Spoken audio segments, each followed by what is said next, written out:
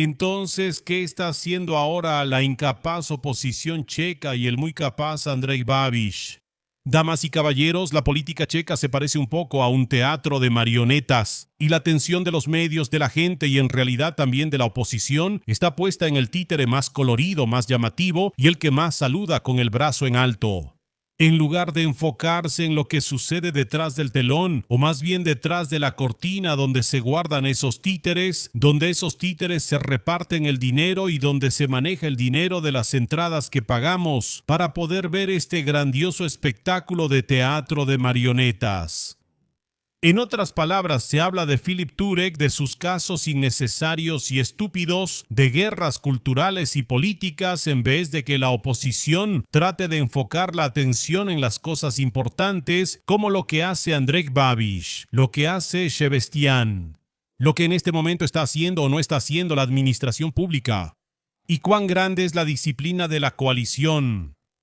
En general se podría decir que la oposición hasta ahora no ha logrado salir del juego de Babiš, está librando la batalla de Babiš. En su propio teatro son actores y por supuesto se alinean detrás de Petr Pavel en una batalla que eligió pelear Petr Pavel y definitivamente no deberían alinearse detrás de Petr Pavel porque ese es un tipo de lucha completamente diferente que el presidente eligió pelear y la oposición debería librar su propia batalla en frentes completamente diferentes porque tiene herramientas completamente diferentes, poderes completamente diferentes y, por supuesto, objetivos completamente diferentes. Damas y caballeros, si quieren saber más sobre la incapacidad de la oposición checa, sobre la habilidad de Andrej Babiš y sobre las piezas en ese tablero de ajedrez político, entonces definitivamente sigan viendo. Así que vamos a ello.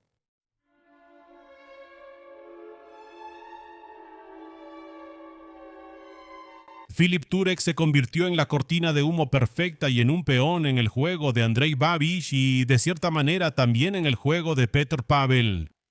Primero vamos a analizar a Andrej Babiš. Filip Turek es una persona controvertida y problemática.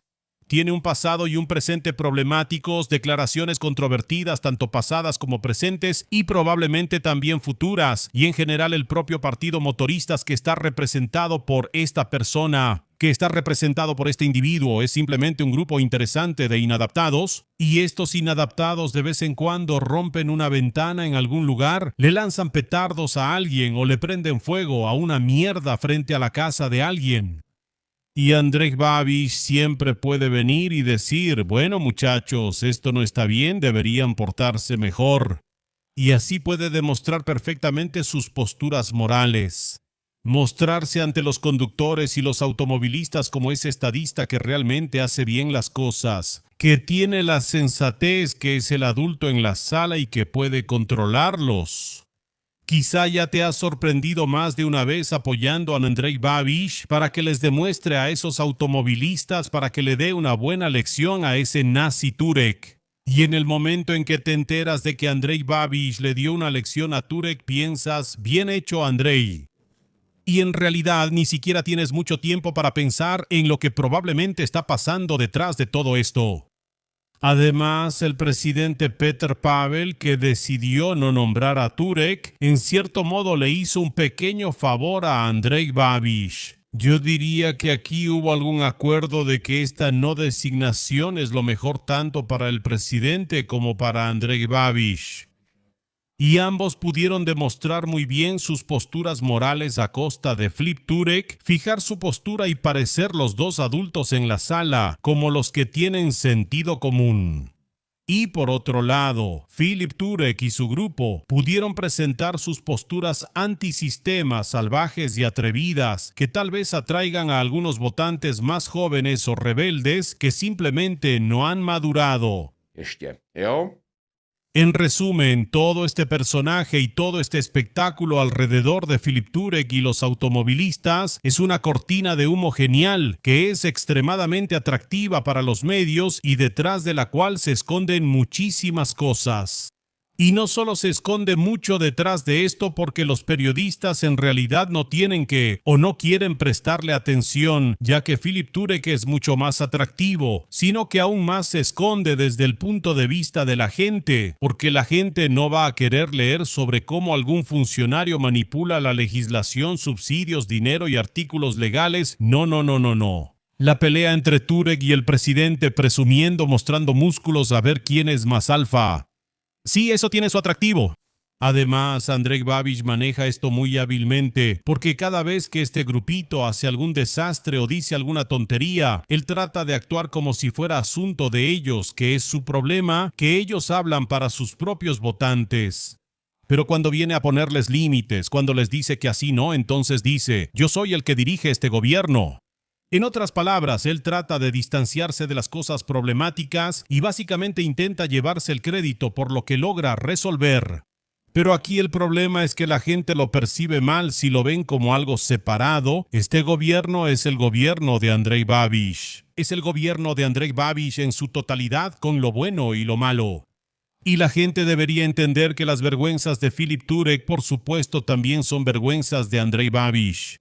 Pero además deberían percibir mucho más lo que hay detrás de todo eso, lo que hay detrás de esa cortina de humo de saludos nazis y de insultos.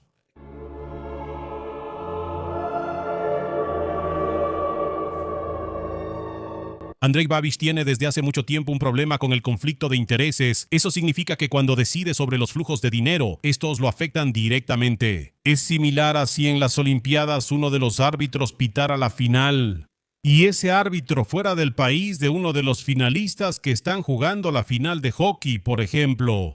Tampoco les gustaría si alguien favoreciera así en contra de ustedes. Y Andrej Babiš es exactamente ese tipo de árbitro que pita mientras su propio equipo está jugando. Entonces el presidente y Andrej Babiš acordaron que para que Andrej Babiš no estuviera en conflicto de intereses, pondría a Agrofert en algún fideicomiso y así se resolvería según las leyes checas.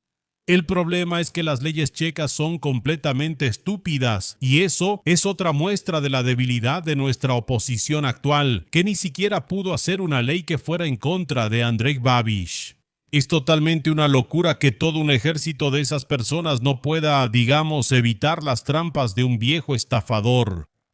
Sin embargo, de eso no vamos a hablar ahora. Aquí lo más importante es que el presidente habló así con Babiš solo sobre Agrofert, y aunque Agrofert se resolviera, hay otras empresas y otros holdings que Babiš posee y que no están en ningún fondo, así que el conflicto de intereses y el problema respecto a los subsidios y la modificación de la legislación para beneficiar a esas empresas sigue existiendo.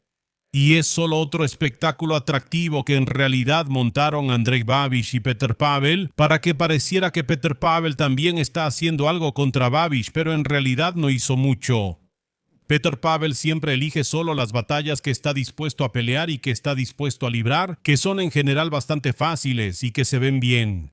Sí, pero aquí ya se nos muestra que realmente no deberíamos depender de Petr Pavel como alguien que va a resolver los problemas en lugar de la oposición parlamentaria. Ni siquiera debería hacerlo, pero por supuesto él ni siquiera intenta hacerlo. Y el hecho de favorecer a Andrej Babiš nos lleva a otra parte de la incapacidad de la oposición, donde aquí la oposición en gran parte se burla mucho de Stepan. Ella estaba tan indignada por eso que quería que Tomio Okamura fuera procesado por las vallas publicitarias que por supuesto eran racistas. La policía pidió a la Cámara de Diputados que levantara la inmunidad de Okamura debido a la campaña de vallas publicitarias. Así que éramos tan firmes en nuestros valores, nosotros, ustedes, los opositores, que al final Tomio Okamura quedó perfectamente preparado, listo para Andrej Babiš. Andrej Babiš ni siquiera tuvo que cocinarlo porque lo cocinaron los opositores. Y luego Andrej Babiš solo lo terminó, lo condimentó y se lo comió. Y en este momento Tomio Okamura, debido a que Andrej Babiš puede tenerlo agarrado por el cuello a través de esos anuncios y el riesgo de un proceso penal, está maravillosamente sumiso. Y así, por ejemplo, hace también que personas como Shevestián, que son completamente gente de Babiš, sean colocadas por el SPD. Sí, aquí tenemos a Martín Sebastián, que es el ministro de Agricultura, quien en este momento trabaja con absoluta y total lealtad para el primer ministro Babiš. Pero es un ministro por el SPD, así que si por casualidad algo no les gusta, si por casualidad se empieza a favorecer demasiado a Agrofert y a las empresas de Andrei, entonces Andrei Babiš siempre puede decir, pero ese no es mi ministro, es un ministro del SPD puesto por Tomio Okamura. Tomio Okamura es el culpable. Una hermosa cortina de humo, otro movimiento de reina y jaque contra la oposición. Trabajo perfecto. Y el problema es que aquí llegamos al meollo del asunto.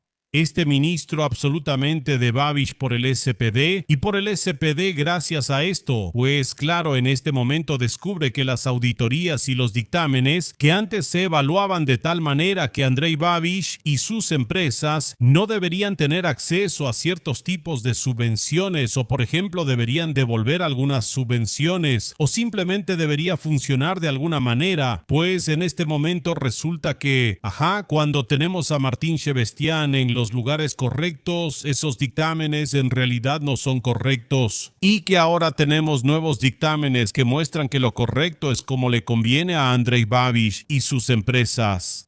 Qué casualidad que justo cuando Sebastián, el hombre de Babiš, llega al ministerio, los informes y varias decisiones que antes eran de una manera, de repente son completamente diferentes. Y ese completamente diferente es exactamente como le conviene a las empresas y a Andrei Babiš. Y cómo eso lleva a una mayor riqueza y a un aumento aún mayor del patrimonio de este oligarca. Las casualidades pasan, yo digo casualidades. Las casualidades pasan, pero por lo menos sería adecuado reflexionar sobre eso. ¿Cómo demonios es posible que justo cuando en los lugares correctos fueron puestos las personas correctas para ser aprobadas por los organismos de control adecuados que deciden en el momento justo para las empresas correctas, justo en ese momento resulta que todo es completamente diferente a como era antes? Eso es interesante. Eso es interesante, eso es fascinante. Y por supuesto habrá mucha gente en los comentarios que dirá, no, pero eso es completamente legítimo y tú no tienes ninguna prueba real y todo son solo especulaciones y mira, lees Seznam Spravi, ¿cómo te atreves a leer medios libres que trabajan libremente para sus lectores y con dinero que no es del Estado? Y así sucesivamente, y así sucesivamente. Por supuesto, es una crítica completamente legítima. Pero piensen en eso, si no son un poco cómplices, que justifican algunos crímenes o algún chanchullo solo para no admitir que les vieron la cara un poco y que se tragaron el anzuelo de alguien, por ejemplo, cuando lo eligieron. Sé que la disonancia cognitiva es un proceso muy doloroso, pero uno tiene que pasar por eso si quiere avanzar. Y bueno, hay quienes no lo logran. Algunos prefieren colaborar con criminales y estafadores. ¿Quién sabe? En vez de, por ejemplo, pensar si algunas cosas no son, después de todo, un poco sospechosas. Y con eso, por supuesto, se vuelven cómplices y no están exentos de culpa en absoluto. No pueden decir, aunque algún día se descubra, algún día caiga, algún día empeore, que ustedes no tienen la culpa de nada, que todo es culpa de ellos. No, ustedes ayudaron a mantener ese sistema vivo y lo apoyan, así que también ustedes son parte de toda esa conspiración, de todo ese posible crimen, todos esos movimientos sospechosos que de repente se volvieron legales y geniales, cuando hace un momento, cuando había otras personas, esos movimientos no eran legales o no eran para nada geniales. Y ¿saben qué? La verdad me sorprende bastante el señor Sebastián y todos esos funcionarios que están aprobando esto con su sello oficial. ¿Lo aprueban? Pues debe serles claro. Y no será así. Ya sea con la espada. Morirá. Quien haya entendido la referencia se lo agradezco. Y en ese momento, tal vez la gente empiece a preguntarse por qué pasaron todas estas cosas. ¿Por qué de repente cuando usted y el señor Sebastián llegaron al ministerio, empezaron a pasar estas adjudicaciones que de repente fueron como fueron, aunque antes eran completamente diferentes? Y esos funcionarios junto con el ministro van a tener que explicarlo. El ministro no tiene inmunidad, los funcionarios no tienen inmunidad y van a tener que explicarlo porque todos ellos están colaborando en esto.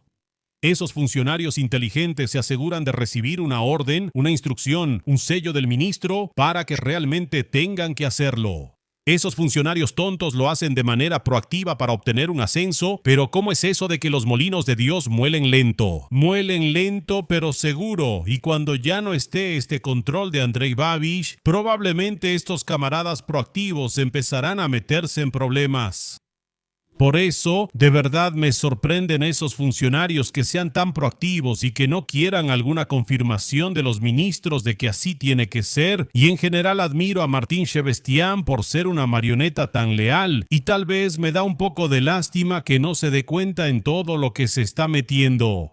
No estoy completamente seguro de qué sabe Andrej Babiš sobre él o qué le prometió a cambio. Sin embargo, no va a tener una vida agradable cuando desaparezca este manto protector de Andrej Babiš.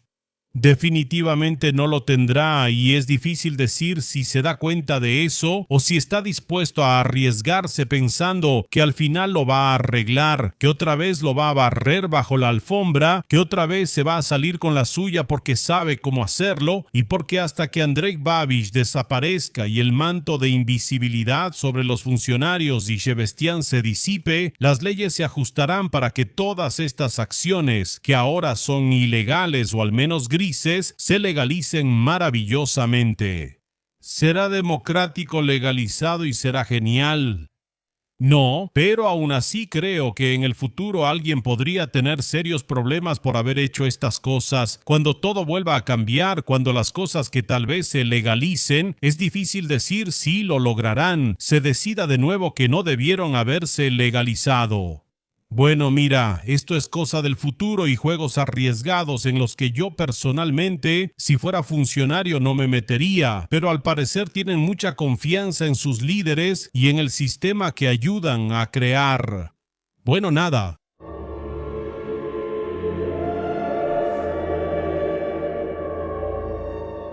¿Y qué hay del presidente Petr Pavel?